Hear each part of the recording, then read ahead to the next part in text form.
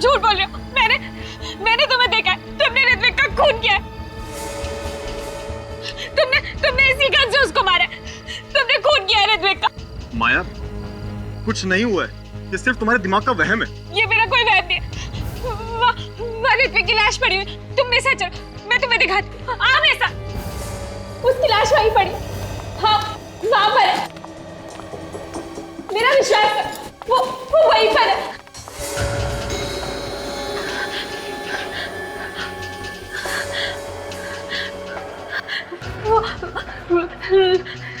लाश तो यही थी।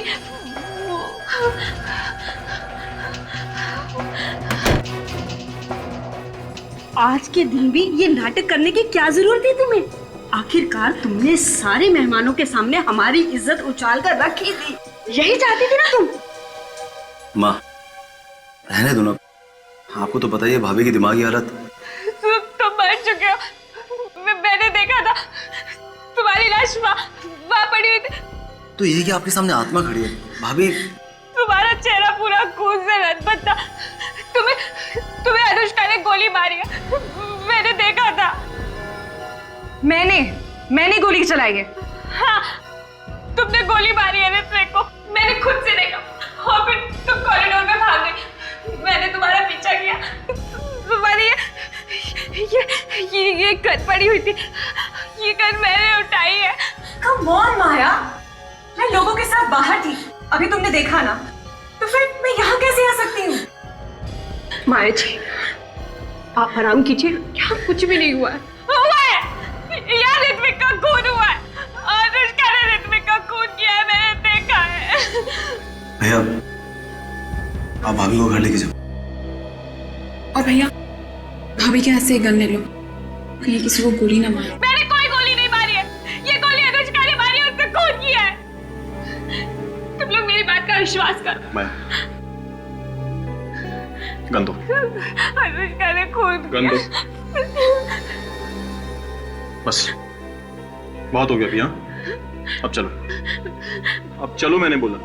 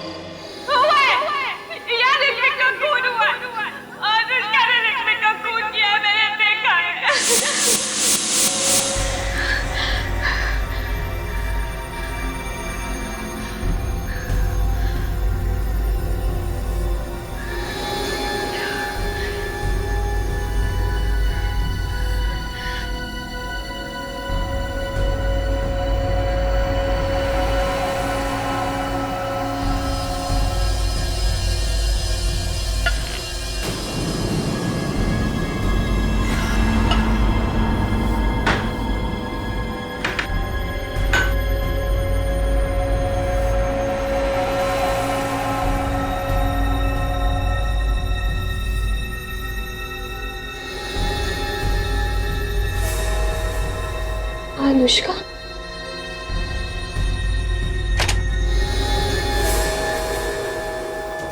तूने मुझे खून करते हुए देखा था ना, अब तू भी नहीं बचेगी। तुझे भी मरना होगा। नहीं! क्या हुआ माई जी? मार डालेगी, मैं मरना नहीं चाहती। क्या हुआ माया? क्या हुआ माया? पता नहीं सर, ये सोते सोते अचानक से चौंक गई और कह रही है कि ये कोई मारना चाहता है। कौन मारना चाहता है माया? वो वहाँ पर खड़ी अनुष्का, वो मुझे मार डालेगी।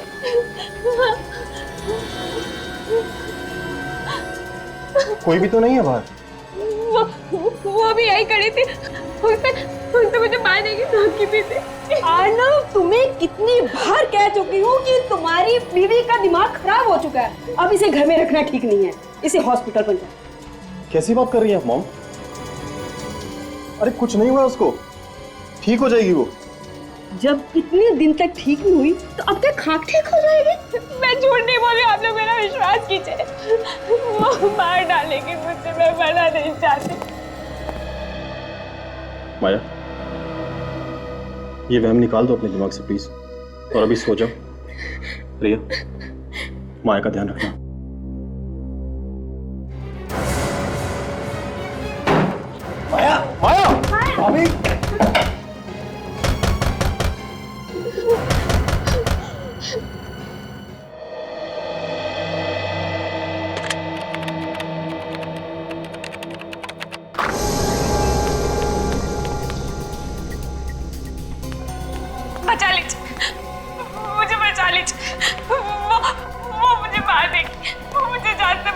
देखो मुझे बचा लीजिए। देखो, घबराओ मत। अब तुम यहाँ पर आ गई हो ना, तुम्हें कोई कुछ नहीं करेगा।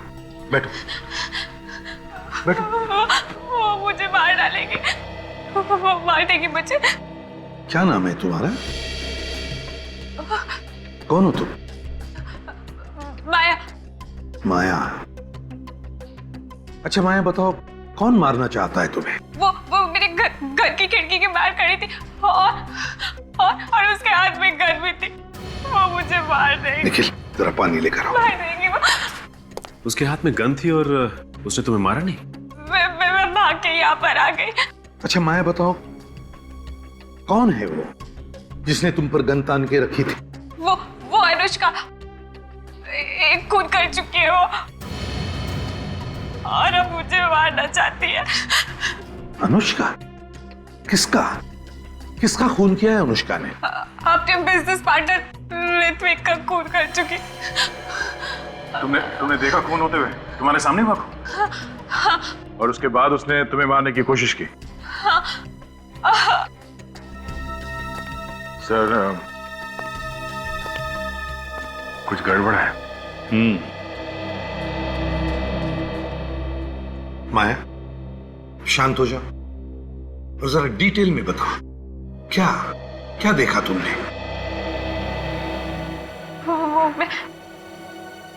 मैं ऋत्विक की बर्थडे पार्टी में गई थी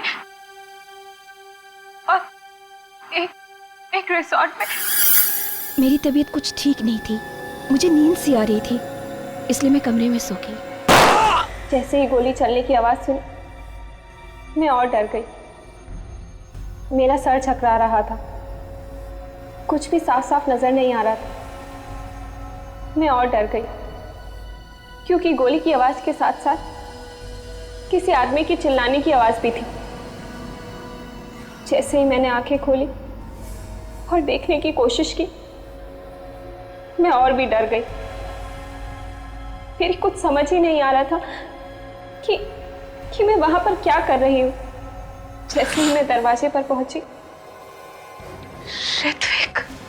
ऋत्विक की लाश पड़ी थी। तब तक मुझे सब कुछ साफ दिखाई देने लगा था, इसलिए मैं ऋत्विक को उसके कपड़ों से पहचान गई, क्योंकि उसके चेहरे पर खून ही खून लगा हुआ था।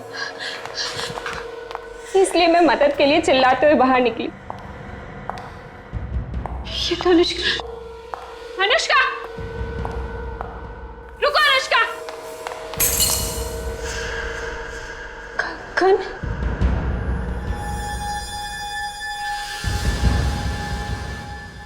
इसका मतलब अनुष्का ने ऋत्विक का खून किया। अनुष्का रुको। मैं थोड़ी दूर तक उसके पीछे भागी, मगर वो अचानक गायब हो गई। ऋत्विक का खून होने के बाद तुमने देखा वो जिंदा था? हाँ? हाँ सर। एक आदमी दो जगह पर? एक ऋत्विक वो जिसे तुमने मरा हुआ देखा तुम्हारे ही कमरे में, और दूसरा ऋत्विक वो पार्टी में जिंदा? हाँ सर, मैंने ऋत्विक को मरते हुए देखा। कोई मेरी बात का विश्वास ही नहीं कर रहा है सर। माया, तुम्हारी तबीयत कुछ खराब लगती है, कोई दवाई वगैरह ले रही हो क्या? दवाई तो मैं रोज लेती हूँ। कैसी दवाई है? पता नहीं, पर रोज लेनी पड़ती है।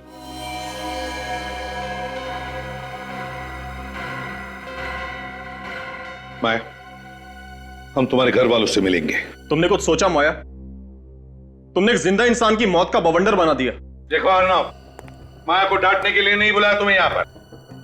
खून हुआ है वहां पर, समझे? सर, अगर खून हुआ होता तो क्या मैं जिंदा होता? सर माया की दिमागी हालत ठीक नहीं है। ये देखिए, मेरे पास डॉक्टर की रिपोर्ट भी है सर।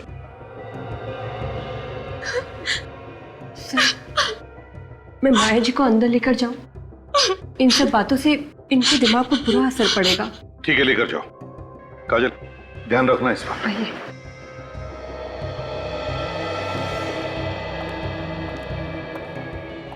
तो बताओ, माया कमरे में गई थी या नहीं? सर गई होगी, हमें क्या पता। वैसे भी ये अर्णव उसे खुद ही ढूंढ रहा था। तुम लोग भी तो ढूंढ रहे थे ना? नहीं, ये दोनों आपस में झगड़ा कर रहे थे। झगड़ा तो चल रहा था, लेकिन इसका ये मतलब नहीं कि वो कुछ भी कहेगी और ऐसे इल्जाम लगाएगी हम पर। किस बात को लेकर झगड़ा हुआ था तुम लोगों में? वो ऋत्विक ने मुझसे कुछ पैसे लिए थे, आज तक लौटा नहीं पाया, तो इसी बात पर हमारे बीच झगड़ा हो रहा था। तुम भी तो गई थी ना माया के घर उसे मारने के लिए? नहीं सर, वो झूठ बोल रही है, मैं तो अपनी स्टूडियो में थी। कोई सबूत है? हाँ सर, गवाह भी है और सबूत भी। आप चाहते हैं तो मैं आपकी बात करवा दूंगी। ठीक है, सबूत भी देख लेंगे। ये बताओ, ये गन माया के पास आई कैसे? बोलती क्यों बंद है तुम तीनों की? कि माया सच तो नहीं बोल रही? खून हुआ है वहां पे, ऋत्विक का नहीं तो किसी और का। सर हम मानते हैं कि माया के हाथ में गन थी सर, लेकिन अगर उस कमरे में किसी का खून हुआ होता तो कम से कम वहां पे लाश तो मिलती, या फिर कमरे में कहीं ना कहीं खून के धब्बे तो मिलते सर। ठीक है, इस बार हम तीनों को छोड़ रहे हैं, लेकिन ध्यान रखना अगर जरूरत पड़े तो फिर से बुला लेंगे। जी सर। जा सकते हो तुम लोग।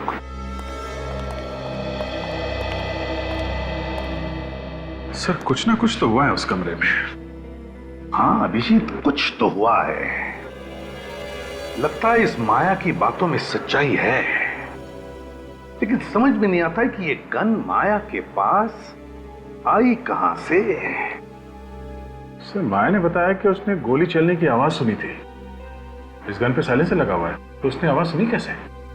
सर लगता है दो बार गोली चली है, एक बार साइलेंसर के साथ और दूसरी गोली चली है बिना साइलेंसर के। मान लिया सचिन, लेकिन पहली गोली किस गन से चली? साइलेंसर वाली गन से या बिना साइलेंसर वाली गन से? वहां जो कुछ भी हुआ है उस होटल के कमरे से ही पता चल जाएगा।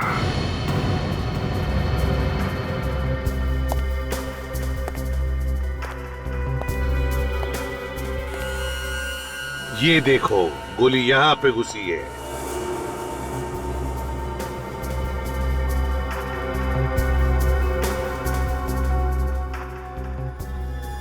वहां भी अंधाधुंध गोलियां चली है सचिन। सर लेकिन माया कह रही थी कि उसने एक ही गोली की आवाज सुनी है, बाकी गोलियों की आवाज उसने सुनी क्यों नहीं? वही तो। और तो इतना बड़ा रिसोर्ट है, सैकड़ों लोग यहाँ पर काम करते हैं, फिर भी किसी को पता कैसे नहीं चला कि यहाँ पर खून हुआ है, इतनी गोलियां चली है? क्यों सर? ना तो कोई कमरे में लाश मिली और ना ही कोई खून का निशान। तो क्या वो औरत झूठ बोल रही है?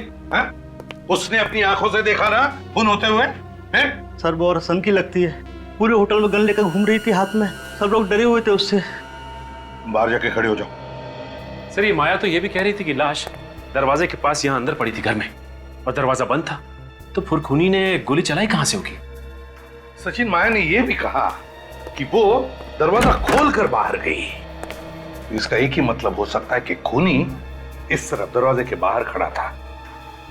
अगर वो दरवाजे के बाहर खड़ा था तो फिर उसने गोलियां कैसे चलाई? साहब ये देखिए सर, अजीब सा कांच का टुकड़ा है पेट के नीचे मिला। वाकई अजीब सा टुकड़ा है ये, ना किसी बल्ब या ट्यूबलाइट का है ना फिर किसी फोटो फ्रेम का। जरा मैग्नीफाइंग ग्लास दे दो। ये तो कॉन्वेक्स लेंस का टुकड़ा है, कॉन्वेक्स लेंस का टुकड़ा। कॉन्वेक्स लेंस तो पीप होल में लगाया जाता है। मगर सर दरवाजे को देखकर तो नहीं लगता है कि इसका पीप होल बदला गया है। हाँ,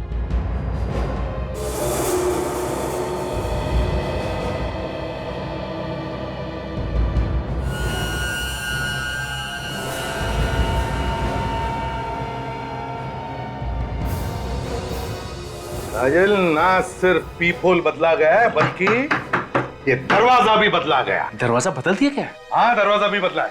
इधर आओ। कमरे का दरवाजा किसने बदला? सर रिसोर्ट में रेनोवेशन काम चल रहा है, शायद किसी ने बदल दिया हो। काम चल रहा है, शायद किसी ने बदल दिया हो। तो फिर वो बड़ा पुराना दरवाजा। सचिन काम करो, तुम और काजल जाओ और देखो कहीं पर ये दरवाजा मिलता है क्या। सर हाँ सर, एक बात तो समझ में आ गई, गोली पीप होल से ही चली है, दरवाजा भी अंदर से बंद था, फिर लाश कैसे गायब हो गई सर?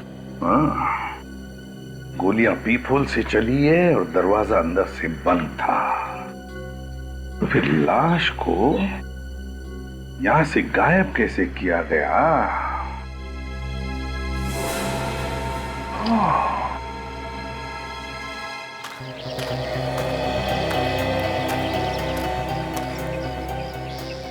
निखिल, खूनी अगर लाश को ले गया होगा तो यहीं से, इसी खिड़की के रास्ते से ही ले गया होगा, क्योंकि अगर मेन दरवाजे से लेके जाता तो कोई ना कोई उसे देख लेता। हाँ सर, अगर घायल भी हुआ होगा तो भी यहीं से गया होगा सर। सिक्योरिटी, अरे सुनो। सलाम साहब। यहाँ पर कल रात को जो बर्थडे पार्टी थी जी, उस वक्त ड्यूटी पर कौन था? तुम दोनों थे? हाँ सर, हम ही दोनों थे। तो क्या कल रात तुमने किसी घायल आदमी को यहाँ से भागकर जाते हुए देखा, या किसी आदमी को कोई भारी सामान लेकर जाते हुए? मेरा मतलब है कोई लाश वगैरह? नहीं सर, हमने नहीं देखा। ऐसे मुंह उठा के मत बताओ, बिना सोचे बिना याद किए, ठीक से बताओ, याद करो, बताओ देखा तुमने? सर मुझे पक्का याद है, पार्टी खत्म होने तक यहाँ से कोई नहीं गया था। किसी गाड़ी को जाते हुए देखा? हाँ सर, गाड़ी गई थी यहाँ से। गई थी? कौन सी गाड़ी? सर वो जो 2 टेम्पो है ना, उनमें से एक टेम्पो गया था। कौन सी गाड़ी है? सर ये वाली। ये हमेशा आती रहती है? हाँ सर, रिसोर्ट से टाउन और टाउन से रिसोर्ट आना जाना लगा रहता है। जरा चाबी दो। सर चाबी तो ड्राइवर के पास है। तो ड्राइवर को बुलाओ जल्दी। ड्राइवर तो सुबह से गायब है सर। ड्राइवर सुबह से गायब है मतलब? बिना पूछे बिना बताए ऐसे ही गायब हो गया? निखिल, खोल दो गाड़ी का दरवाजा।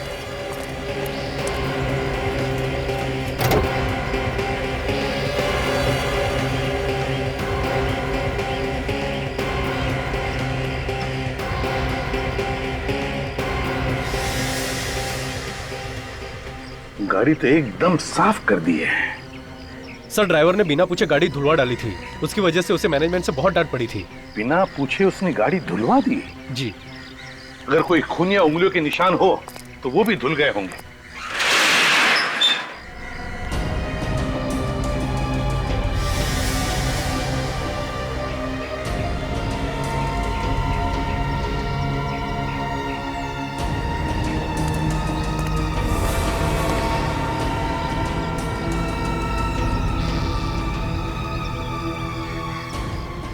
टायर में कीचड़ जैसी मिट्टी, ये कहां से आ गई? इसका एक ही मतलब है, ये गाड़ी किसी ऐसी जगह पे गई थी जहां पर इस तरह की मिट्टी है। निखिल सर, ये मिट्टी उठाओ। सर। लाश इसी गाड़ी में ले जाई गई थी, कहां पर ये तो ये मिट्टी ही बताएगी। भाई साहब इधर सुनिए। जी। अच्छा ये बताइए कि ये इस होटल के जो पुराने फर्नीचर्स हैं वो सब कहाँ रखे जाते हैं? इस होटल के पुराने फर्नीचर यहाँ पे रखे जाते हैं।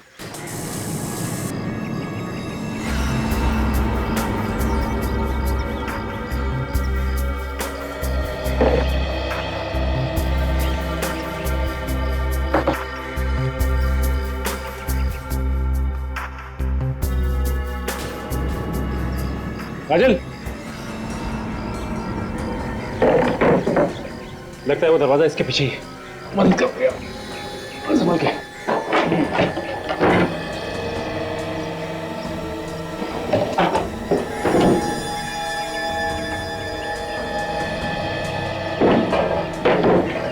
ये देखो,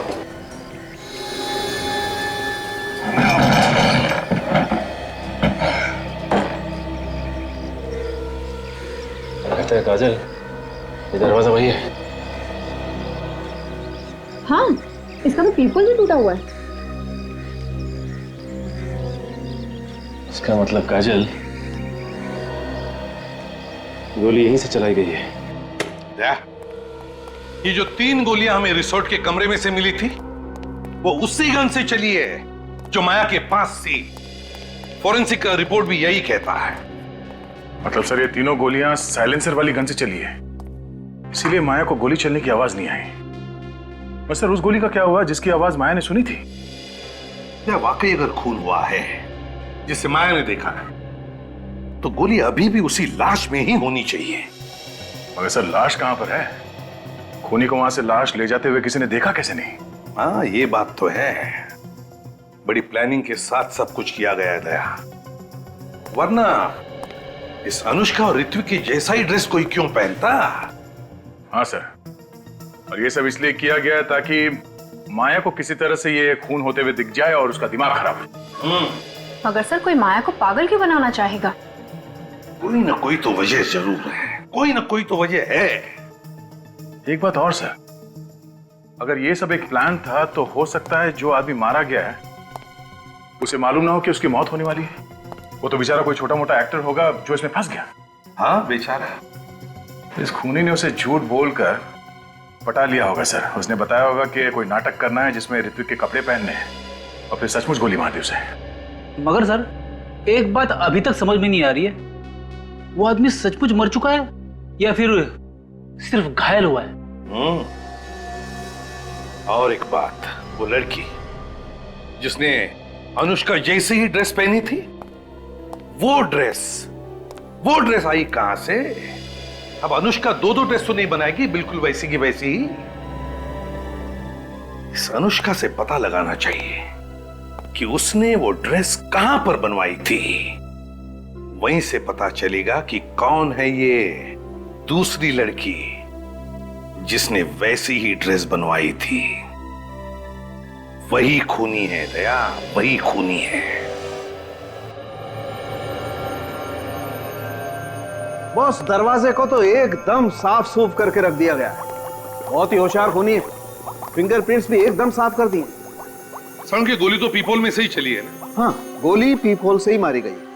और कोई खून वगैरह मिला दरवाजे पर? नहीं, दरवाजे पर कोई खून नहीं था। किसी ने उसे भी साफ कर दिया? बड़ी प्लानिंग के साथ मर्डर किया है, खून ही साफ कर दिया। अरे फ्रेडी, दरवाजे पर खून होता तो साफ करता ना। खून था ही नहीं दरवाजे पर। अब मेरा दिमाग चकराने लगेगा सर। गोली चली, खून हुआ, मगर खून नहीं निकला। अरे यार, गोली चलेगी तो खून निकलेगा। अरे तो सर, फिर खून गया तो गया कहां? और अगर सर किसी को गोली लगेगी तो थोड़ा बहुत खून तो उड़ेगा ही ना? थोड़ा बहुत खून तो जरूर उड़ेगा, लेकिन इस दरवाजे पर जरा भी खून नहीं था। खून होता तो केमिकल डालते दिख जाता ना। तो फिर अभी ये कहना मुश्किल है कि वाकई में किसी का खून हुआ है या नहीं। बिल्कुल है, वाकई मुश्किल। और हाँ बॉस, ये जो 3 गोलियां मिले ना आपको रिजॉर्ट के कमरे में से, इन तीनों गोलियों पर भी जरा भी खून नहीं था। चलो मान लिया कि गोली पीपोल में से ही चली थी, फिर जो भी कोई आदमी पीपोल की उस तरफ से बाहर देख रहा था, गोली चलते ही उसकी खोपड़ी के तो चिथड़े चिथड़े उड़ जाते हैं।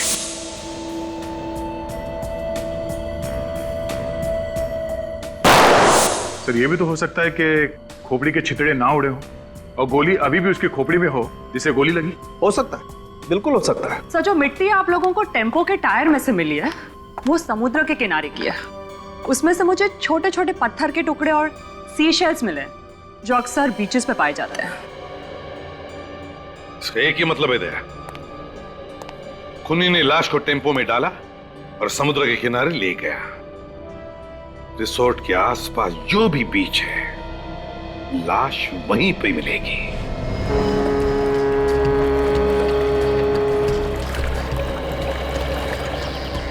सचिन, इस रिसोर्ट के आसपास यही एक क्रीक है और वो गाड़ी यहीं पर आई थी, यहीं पर। ये देखो, ये है ना, ये देखो, यहीं पर ये सी शेल्स के बारीक बारीक टुकड़े और पत्थर टायर में घुसे थे उस गाड़ी के। मगर ये गाड़ी तो सर रिसोर्ट और टाउन के बीच में आती नहीं है। ये तो रूट ही बिल्कुल अलग है सर। लेकिन रूट ही बिल्कुल अलग है, फिर भी वो गाड़ी यहीं पर आई थी, यहीं पर आई थी, और वो भी लाश फेंकने के लिए। फिर तो पानी में लाश फेंक दी होगी सर, और अब तक तो मच्छी वगैरह खा भी गए होंगे। फिर भी सच नहीं, दूर दूर तक नजर दौड़ाते हैं, कुछ ना कुछ तो जरूर मिलेगा, है ना? चलो काम पे लग जाते हैं।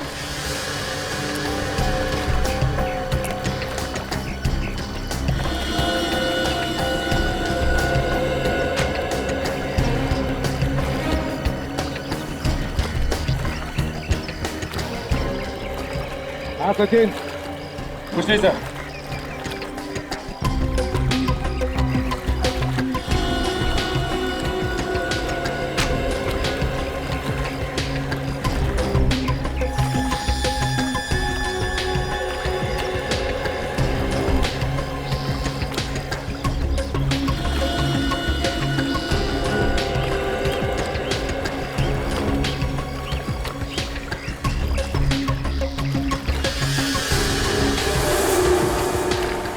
सर। हाँ सचिन।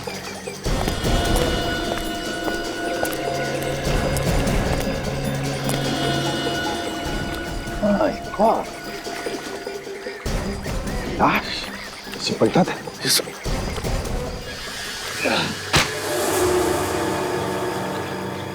सर कहीं ये वही लाश तो नहीं? सचिन, ये वही लाश है।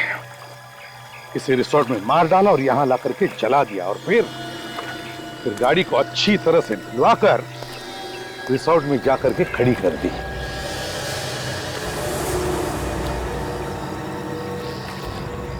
सर। हाँ सचिन। ये देखिए सर। ये क्या है? ये तो कोई लोहे का टुकड़ा दिखता है, पिघला हुआ। लेकिन सर क्या हो सकता है ये? सचिन, अगर यहां पर है तो ये जरूर कोई ना कोई सबूत तो है ही है। कोई ना कोई सबूत तो है। दया, चेहरा तो इसका बुरी तरह से जल गया था, लेकिन खोपड़ी सही सलामत रही। इसलिए मैंने इसकी खोपड़ी के चारों तरफ से ही एक्सरे लिए और बाकी का काम ये हमारे बेचारे कंप्यूटर भाई साहब ने कर दिया। इन्होंने बता दिया कि ये आदमी दिखता कैसा था। ये देखो।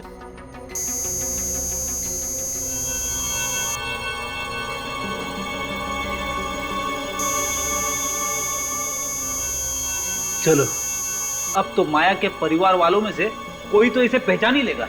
और नहीं पहचाना तो? अब नहीं पहचाना तो अब सर, मुझे तो लगा था कि केस खत्म हो गया।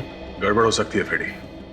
अगर परिवार का कोई आदमी इसमें मिला हुआ है और उसे पता चल गया कि हमें लाश मिल गई है तो कहीं इस माया की जान खतरे में न पड़ जाए। मगर सर, इस आदमी के बारे में पूछताछ तो करनी पड़ेगी। ये है कौन और इसने ऋत्विक जैसे कपड़े क्यों पहन रखे थे? देखो भाई, मैं आप लोगों को इतना तो बता सकता हूँ कि इस आदमी की उम्र 35 से 40 साल के बीच में थी। कुछ और पता चला डॉक्टर साहब? हाँ दया, इस आदमी की कलाई की रिस्ट की हड्डी टूटी हुई थी, ये देखो। और इसने प्लास्टर लगाया हुआ है। प्लास्टर लगा हुआ है? मतलब हड्डी अभी अभी हाल ही में टूटी होगी। बिल्कुल। तो किसी हॉस्पिटल में जाके उसने प्लास्टर लगवाया होगा। इस हॉस्पिटल को हम लोग ढूंढ सकते हैं। हाँ सर, इस आदमी के खोपड़ी में से जो गोली मिली थी वो इस गन से नहीं चली, और जो पिघला हुआ लोहे का सामान मिला था वो एक्चुअली एक गन थी। अच्छा, तो जो 3 गोली चली उस कमरे में वो इस गन से चली थी जो माया के पास थी, जिसपे साइलेंसर लगा हुआ था। इसीलिए उसे गोली चलने की आवाज सुनाई नहीं दी। और जिस गन से खून हुआ है उसे पिघला दिया गया, जिसकी आवाज माया ने सुनी। मगर गन को पिघलाना इतना आसान नहीं है। बिल्कुल फ्रेडी, गन को मेल्ट करना वाकई आसान नहीं है। बहुत हाई टेम्परेचर चाहिए, लगभग 1530 डिग्री का टेम्परेचर चाहिए, तभी जाकर के गन का लोहा पिघल सकता है। और दया, ये काम कोई लोहार या कोई वेल्डर ही कर सकता है।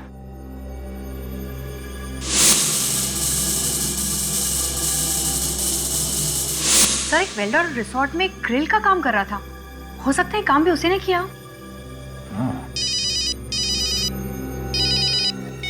हाँ निखिल, गुड। उसे पक्का मालूम है? ठीक है। क्या हुआ सर? अनुष्का ने जो ड्रेस पहन रखी थी, ठीक वैसी ड्रेस किसी आदमी ने बनवाई है। पहले इस वेल्डर को पकड़ते हैं, उसका मुंह खुलवाना पड़ेगा।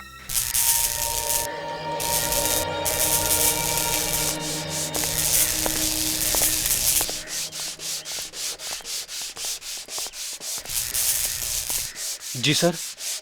तुम जाओ। ठीक है।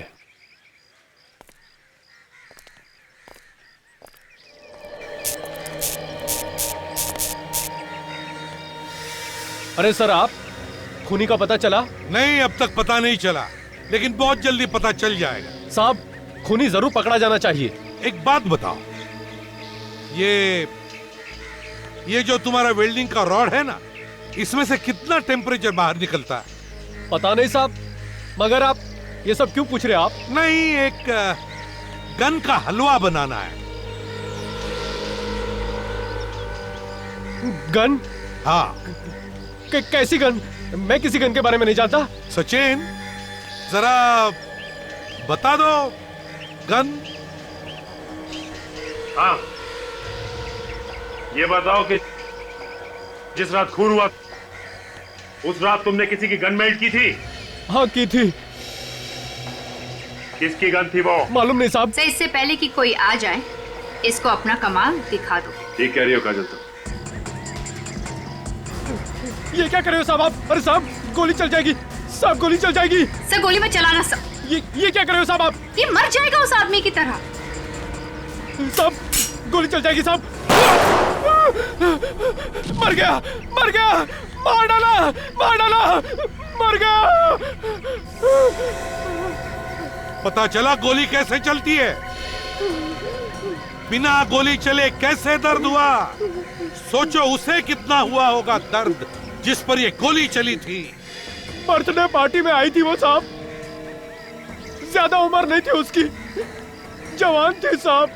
कौन हो सकती है वो औरत? कौन हो सकती है?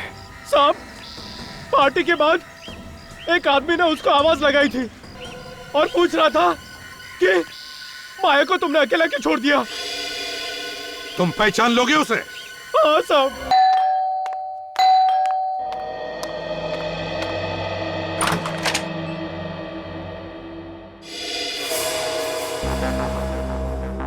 सर, आप लोग यहाँ मेरे घर में? क्यों? हमारा यहाँ आना मना है क्या? नहीं सर, ऐसी कोई बात नहीं है। आप लोग अचानक ऐसे आ गए। खैर, कुछ पता चला उस रात किसका खून हुआ था और किसने किया? घबराइए नहीं अनुष्का जी, हमें ये तो पता चल ही गया है कि आपके जैसी ड्रेस कौन लेके आया। कौन मेरे खिलाफ साजिश कर रहा है? आप बस उसका नाम बताइए। मैक्स, पता चल जाएगा। वो यहीं रहता है, इसी घर में। मेरे घर में? हाँ, और उसकी हिम्मत तो देखिए, यहीं इस घर में रहता है और वो माया को पागल बनाने की कोशिश कर रहा था और आपको पता ही नहीं चला। नहीं नहीं, ये कैसे हो सकता है सर? जानती हो इसे? ज्ञान? हाँ, ज्ञान। जी हाँ, ये मेरे पति हैं। ये तुम्हारे पति हैं? हाँ, क्यों? अनुष्का जी, उस रात होटल में इन्हीं का खून हुआ था।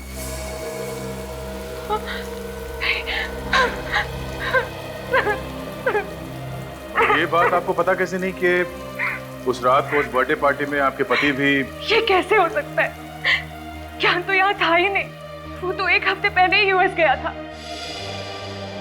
पर वो यूएस गया ही नहीं, क्योंकि वो भी इस प्लान में मिला हुआ था, पर उसे अंदाजा नहीं था कि इस सब में वो खुद मारा जाएगा।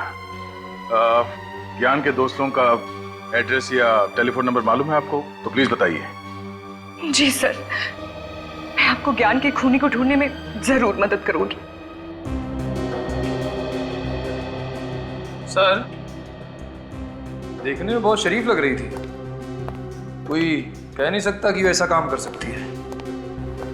हाँ निखिल, कुछ लोग जैसे दिखते हैं वैसे होते नहीं हैं। अगर वेल्डर हमें नहीं बताता कि वो लड़की रिया ही थी जो उसके पास गन लेकर गई थी, तो हमें पता भी नहीं चलता उसके बारे में।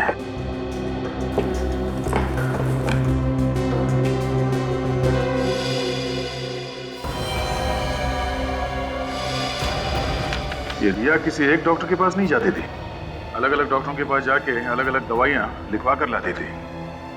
बहुत सारे प्रिस्क्रिप्शन रखे हुए यहाँ पे, बहुत हेर फेर है इन दवाइयों का।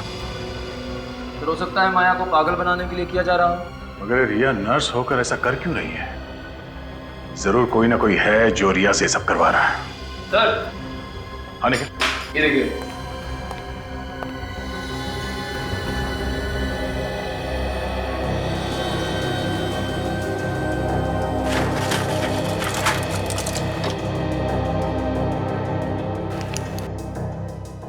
दवाइयों में नाम नहीं लिखा है। सर, इंजेक्शन भी बहुत सारे हैं सर, हो सकता है दवाइयाँ नकली हो। ये नर्स लोगों को बचाने का काम कम करती है, लोगों को मारने का काम ज्यादा। हाँ सचिन, इस रिया का मोबाइल के बारे में पता चला? उसकी लोकेशन क्या है? नहीं पता चला। अच्छा, मालूम हुआ कि वो ज्यादा किससे बात करती थी? हाँ, क्या नाम है उसका? ज्ञान। ठीक है, इस ज्ञान का एड्रेस निकालो। निखिल सर, ये सारी दवाइयां उठा लो। Okay sir.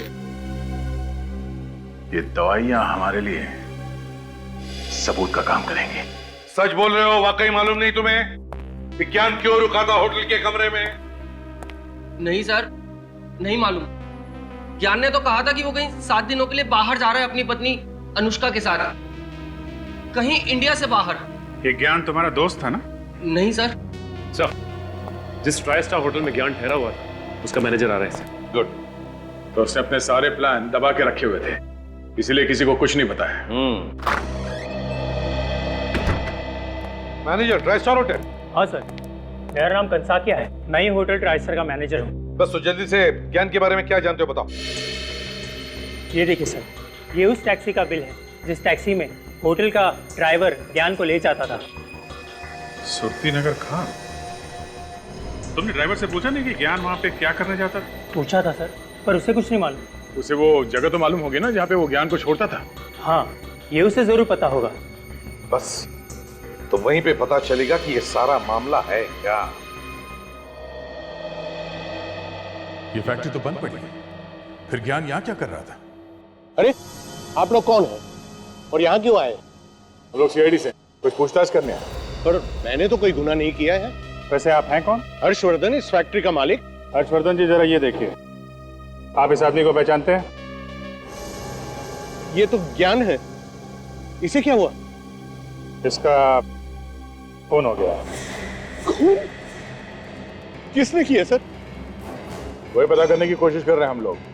वैसे आप ज्ञान को कैसे जानते हैं? सर, ये मेरी भतीजी माया का पति था।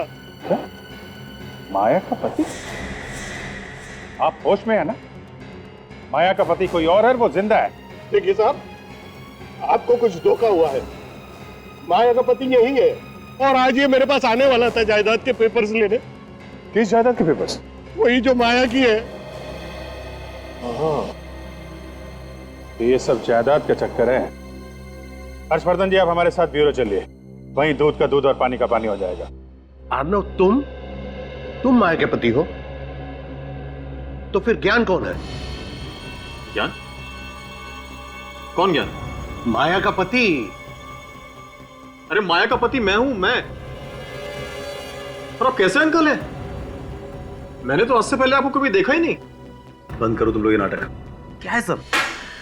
ये सब जायदाद पाने का चक्कर है। धन के पीछे पड़े सब लोग। माया को जबरदस्ती पागल बनाया जा रहा है ताकि कोई उसका पति बनकर उसकी जायदाद लूट सके। खुद ही देख लो।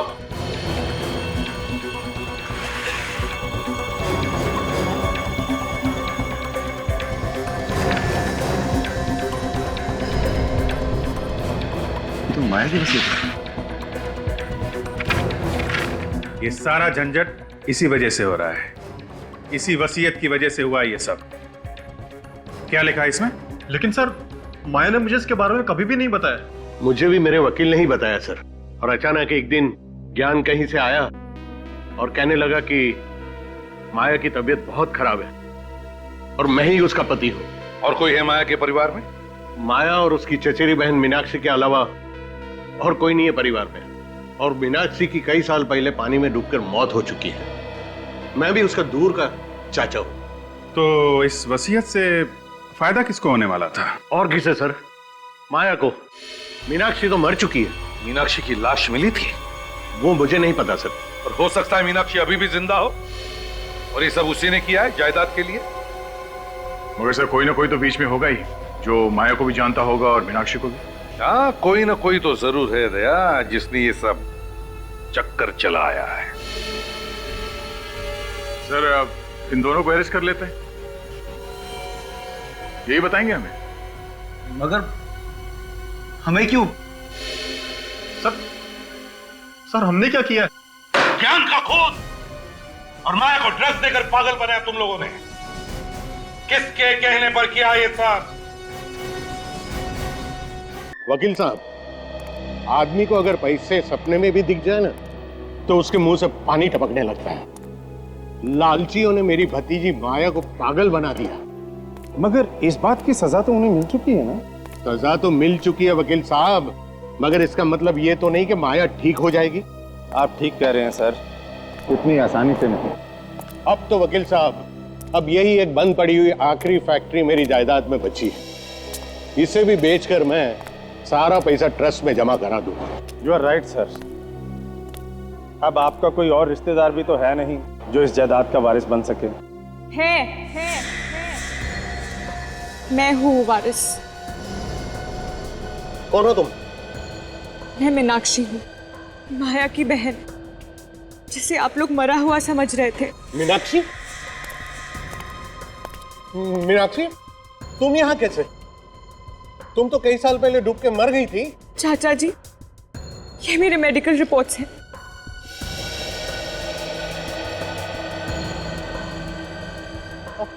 अब तक सामने क्यों नहीं आई?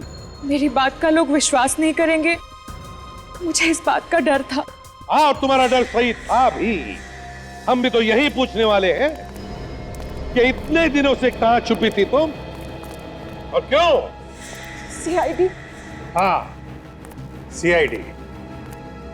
तुम्हें लगा कि ऋतिक और अर्णव ये तो पकड़े जा चुके हैं, केस खत्म। अब तुम खुल के सबके सामने आ सकती हो। यहाँ आने का रास्ता भी हमने ही खोला है।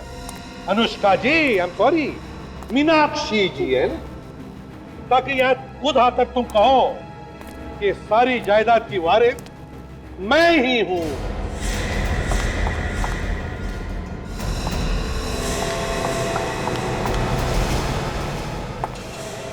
सीआईडी से तेज तुम नहीं भाग सकती अनुष्का, और इस गन से निकली हुई गोली से तेज तो तुम भाग ही नहीं सकती। गोली कितने स्पीड से निकलती है मालूम है तुम्हें? 1 सेकंड में 900 किलोमीटर। जब स्पीड ही नहीं मालूम तो भागी क्यों?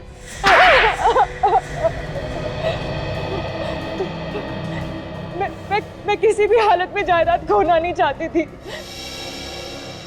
जायदाद की याद से ही मेरा दिमाग खराब हो जाता था। तुम्हारा पति ज्ञान भी मिला हुआ था इसमें? नहीं सर, वो तो बस मेरा नाम का पति था तो मेरा गुलाम। सुना, अपने पति को गुलाम कह रही। एक जमाना था जब औरतें अपने पति को भगवान मानती थी सर, और ये तुमने अपने पति ज्ञान को ऋत्विक के कपड़े पहना दिए और फिर उस पर गोली चला दी। उस बेचारे को पता भी नहीं चला होगा कि मौत कब आ गई। आधी जायदाद तो तुम्हें वैसे ही मिल जाती, तो फिर उस बेचारी माया को पागल बनाने की क्या जरूरत थी? मुझे पूरी जायदाद चाहिए थी। आधी जायदाद भी तो करोड़ों रुपयों की है। बचपन में ही मेरे माँ बाप मर गए थे, मुझसे सब कोई नफरत करता था, सब माया को ही प्यार करते थे, और ये सब देखकर मैं अंदर ही अंदर रोती थी सर। तो तुमने माया को पागल बना दिया, ऊपर से अपने पति का भी खून कर दिया। अब जिंदगी भर जेल में सड़ते रहना, फांसी का ऑर्डर आने तक।